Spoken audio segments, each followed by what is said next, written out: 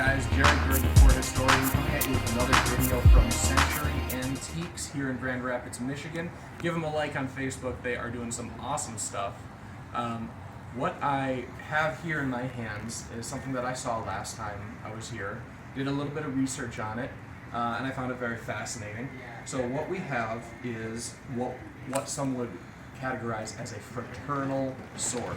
What that means is late 1800s, it was very popular in America to join what would be referred to as a fraternity, Order of the Freemasons, Knights of Columbus, things like that. And this particular sword, if my research is right, and I'm going to put that big asterisk up there because I'm not really certain, and unfortunately these don't have as much research to them as, for example, military swords.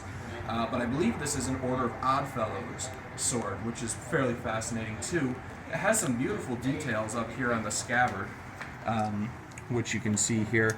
Would have been attached to a belt of some variety for ceremonial purpose. It has some beautiful brass decor, as well as this here, which I have not been able to decipher, but very beautiful scroll work. And then, of course, the finial at the end is just beautiful. I love it. And see, that's the thing that you get with fraternal swords. It might not be for military use, but man, they are pretty.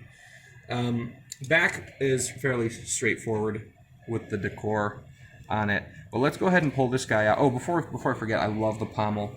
I love the pommel. It is a globe of the earth right there with a crown on top of it, which is very fascinating.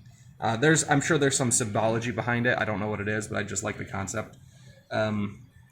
So let us go ahead and open it up and take a look. All right. Very fine blade. Let me see this name here. Rollum G. Easton. Rolling Easton? Something like that. Can't make out the beauty here. We'll put it on your perspective. Here. What are your thoughts on that, guys? Post your thoughts in the comments on what you think that translates to, or what name that is supposed to be. So, very beautiful blade. It would have been used for ceremonial purposes, for initiating new members, or possibly initiating meetings of how the Oddfellows would continue their group, or supposedly the Oddfellows, this kind of unique S-shaped crossguard that did not have the knuckle bow complete, was what I've seen with the Oddfellows. The other last thing that I really like about it is you can see that this is Illing Brothers Everard Company, Kalamazoo, Michigan. And I know that Ames, the famous American sword-making company, also had a factory in Michigan. I wonder if Illing Brother was related to that. I'm sure I could do a quick search online. I'm sure you guys can too. If you happen to do it, Google it. Put it in the comments what Illing Brothers is and how it relates to Ames in Kalamazoo, Michigan. And again, Kalamazoo is about an hour south of us here in Grand Rapids, so this might even be a local artifact, which I find very fascinating too. The last thing I wanted to point out is this other side had other words, which again I cannot make out perfectly.